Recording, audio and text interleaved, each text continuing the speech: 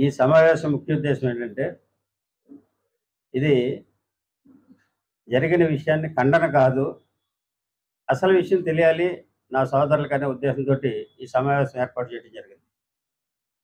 ఈ నెల 4వ తారీఖున మామిడికుదురు మండలం జనరల్ బాడీ మీటింగ్‌కి వెళ్ళే సందర్భంలో జగ్గన్నపేట సెంటర్‌లో ఒక ఆర్టీసీ బస్సు ఆగి ఉంది. దాన్ని క్రాస్ చేసుకుంటూ మేము వెళ్ళే తరుణంలో ఒక ఆటో చాలా ర్యాష్‌గా వచ్చి ఆఫ్ చేయడం జరిగింది. అయితే మా డ్రైవర్‌కి చెప్పాను నేను, "బాబు నువ్వు ముందుకెళ్ళక ఆఫ్ చేయి, ఆటోడు వచ్చేస్తున్నాడు కదా" అని. ఆటో అతన్ని అడగటం జరిగింది, "ఎందుకయ్యా అంత స్పీడ్‌గా వస్తున్నావు" అంటే, ఏంటంట మీరు ఆగొచ్చు కదా అని అన్నాడు. సరే, ఈ లోపల మా గన్‌మ్యాన్ వెళ్ళి, "బాబు నువ్వు పక్కకు పెట్టు, ఎమ్మెల్యే గారు వెహికల్ అదంటే." "ఎమ్మెల్యే అయితే ఎవడికి వెళ్ళి చెప్పుకో" అని అనటం జరిగింది. సరే, మేము అక్కడి నుంచి మూవ్ అయ్యి మీటింగ్‌కి వెళ్ళడం జరిగింది. మీటింగ్‌కి వెళ్ళే సందర్భంలో మా గన్‌మ్యాన్ ఏం చేశారంటే, ఆటో యొక్క అడ్రస్ పోలీస్ స్టేషన్‌కి చెప్పి, "అతను ఇలా ర్యాష్‌గా మాట్లాడుతున్నాడు, ఒకసారి పిలిచి అడగండి" అని చెప్పడం జరిగింది. ఈ క్రమంలో పోలీసు వారు వాళ్ళ ఇంటికెళ్ళి అడ్రస్ ట్రేస్ చేసి వాళ్ళ ఇంటికి వెళ్ళడం జరిగింది. వెళ్ళి పోలీస్ స్టేషన్‌కి ఒకసారి వచ్చి మాట్లాడమని చెప్తే, వాళ్ళ బ్రదరు ఏదునూరు రాజేష్, ఆయన గతంలో నా ఎలక్షన్ సందర్భంగా రావడం జరిగింది. నాకు పరిచయస్తుడే. అయితే నేను మీటింగ్ కంప్లీట్ చేసుకుని వచ్చే లోపల నాకు ఫోన్ చేయడం జరిగింది. రాజేష్ ఫోన్ చేస్తే మాట్లాడా. "ఏం రాజేష్ ఏంటంటే, మిమ్మల్ని దురుసుగా మాట్లాడినటువంటి ఆటో డ్రైవర్ మా బ్రదరే. పోలీసు వారు వచ్చారు, వద్దని చెప్పండి సార్" అంటే, "సరే ఏం పర్లేదులే రాజేష్" అంటే, "లేదు సార్ నేను వస్తాను, మీ దగ్గరికి వస్తాను, మీ దగ్గరికి వచ్చి మాట్లాడతాను" అని. ఓకే రండి అటైతే మాట్లాడినా. ఆ రోజు సీఎం రిలీఫ్ ఫండ్ చెక్స్ 110 చెక్కులు మేము పంపిణీ చేయడం జరిగింది. ఆ క్రమంలో ఇంచుమించు నైట్ 7:30 వరకు ఆ కార్యక్రమం జరిపాం.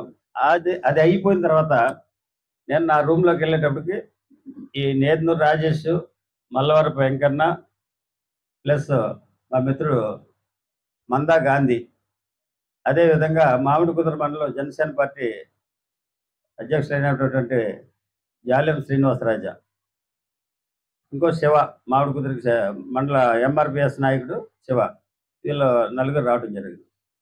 రాజేష్ నా రూమ్‌లోకి రావటమే ఏడుపు మొదలెట్టాడు. "దేనికి రాజేష్ ఏడుతున్నావు? ఎందుకని ఏడుతున్నావు నువ్వు" అంటే, "లేదు సార్ మా అన్నయ్య ఫీల్ అయిపో." "దేనికి ఫీల్ అవుతున్నాడు? వస్తే మాట్లాడిపిచ్చు, లేదంటే వెళ్ళిపో నువ్వు" అంటే, వాళ్ళ బ్రదర్‌ని పిలిచాడు లోపలికి. వచ్చాడు. నేను అతన్ని అడిగింది ఏంటంటే, "బాబు ఎమ్మెల్యే గారైతే ఎవడికి చెప్పుకో ఇల్లు అని అన్నావంట. ఓకే, నేను తక్కువే.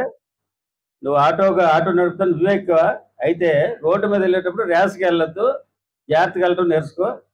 అది నేను కాబట్టి సరిపోయింది, వేరే వాడైతే నీకు వేరే విధంగా ఉండేది" అని చెప్పి అతన్ని పంపించేయడం జరిగింది. ఈవెన్ క్షమాపణ చెప్తానన్నా కూడా, వాళ్ళ అన్నయ్యకి క్షమాపణ చెప్పమన్నా కూడా నాకొద్దు అని నేను బయటికి పంపించడం జరిగింది. ఇది జరిగినటువంటి అసలు విషయం. ఈ విషయాన్ని ప్రత్యక్ష సాక్షులు మందా గాంధీ, శివ, జాలెం శ్రీనివాసరాజా ప్లస్ మల్లవరపు వెంకన్న, ఈ వ్యక్తుల సమక్షంలో జరిగింది.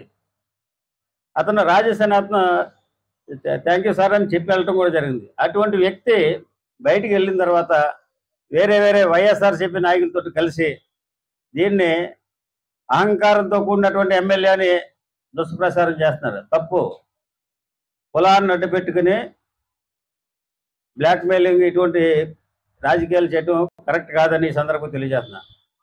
మాదిగ సోదరులకి ప్రత్యేకించి నా మనవి, నేను ఎప్పుడు కూడా ఒక ఎస్సీ అనే మాట తప్పించి ఇది మాల, మాదిగ అనే మాట కూడా నా నోటి నుంచి రాదు అసలు. అలాగన్నా కూడా నేను ఇష్టపడను. ఇటువంటి సందర్భంలో ఇప్పుడు కొమరపు లక్ష్మణరావు ఇంచుమించు 30 ఇయర్స్ నుంచి నాతో ఉంటున్నాడు. అతను మాదిగ సామాజిక వర్గానికి చెందిన వ్యక్తి. ఎప్పుడు కూడా ఏ విధమైనటువంటి వివక్ష కానీ చిన్న మాట అన్న కూడా జరగలేదు. అదేవిధంగా ఎలక్షన్ సందర్భంగా ఈ నేదునూరు రాజేష్ అనే వ్యక్తి నా దగ్గరికి వచ్చి ఎలక్షన్లో తిరగడానికి కొంత అమౌంట్ డిమాండ్ చేస్తే ఇమ్మీడియట్గా అదే వర్గానికి చెందినటువంటి పెద్దిరాజు విషయం తెలుసుకుని, "అన్నగారు మీరు ఎవరికి నయా పైసా ఇవ్వద్దు, వాళ్ళకి కార్లు పెట్టి నేను తిప్పుతానని నేదునూరు రాజేష్కి ఇంకా అతను కూడా ఉన్నటువంటి అనుసరులకి 2 కార్లు పెట్టి తిప్పడం జరిగింది. అంటే అసత్య ప్రసారం, అసలు అనన్న మాటను అన్నట్టు చిత్రీకరించి మాట్లాడటం అనేది చాలా బాధాకరంగా ఉంది. సోదరులారా, మీరు అర్థం చేసుకోండి. ఎప్పుడు ఏ వ్యక్తిని కూడా దూషించడం కానీ ద్వేషించడం కానీ ఎప్పుడు అనలేదు. ఇక్కడైతే ఈ రూములు అయితే అసలు ఒక్క మాట కూడా అతన్ని నేను అనలేదు. అటువంటి సందర్భంలో వాళ్ళ అన్నదమ్ములు 2 ఉన్నారు. ఈవెన్ క్షమాపణ చెప్తానన్న కూడా వద్దని చెప్పి పంపించడం జరిగింది. కానీ నా మీద వైఎస్ఆర్సీపీ నాయకులు సోషల్ మీడియాలో రకరకాల పోస్టులు పెట్టు ఏదో దురహంకారంతో నడుస్తున్నటువంటి ఎమ్మెల్యే, అహంకారంతో రెచ్చిపోతున్నటువంటి ఎమ్మెల్యే అని చెప్తున్నారు. ఈ నియోజకవర్గంలోనే కాదు, ఈ జిల్లాలో ఉన్నటువంటి ప్రజలందరికీ తెలుసు నేను ఏ విధమైనటువంటి సర్వీస్ చేస్తానో, ప్రజలందరితోటి ఏ విధంగా నేను మమేకమై నేను నా ప్రయాణం సాగిస్తున్నానో అందరికీ తెలుసు. దయచేసి ఇది ఈ విధమైనటువంటి ప్రచారం చేయొద్దని మనవి చేస్తున్నా. ఈరోజు సమావేశం పెట్టడానికి కూడా ఇది ఖండన కాదు, అసలు విషయం మీకు తెలియజేయాలి, నా సోదరులకి మాదిగ సోదరులకు తెలియజేయాలనే ఉద్దేశంతో నేను ఈ సమావేశం పెట్టి ఈ మీడియా ద్వారా మీకు తెలియజేస్తున్నా. దయచేసి అర్థం చేసుకోండి. నేను ఎవరిని ఏ విధంగానూ కూడా బూతులు తిట్టడం కానీ ఇబ్బంది పెట్టడం కానీ బంధించడం కానీ జరగలేదు. ఇది ఈ మీడియా ముందు నేను తెలియజేస్తున్నా. అందరికీ తెలియాలనే ఉద్దేశంతో ఈ సమావేశం ఏర్పాటు చేశాను. ప్రత్యేకించి మా మాదిగ సోదరులు అర్థం చేసుకుంటారని ఈ విషయం చెప్తున్నాను. అంచేత ఏ విధమైనటువంటి ప్రచారాలు కానీ మీడియాలో ఇష్టం వచ్చినటువంటి పోస్టులు కానీ పెట్టొద్దని ఈ సందర్భంగా తెలియజేస్తూ థ్యాంక్ యూ వెరీ మచ్.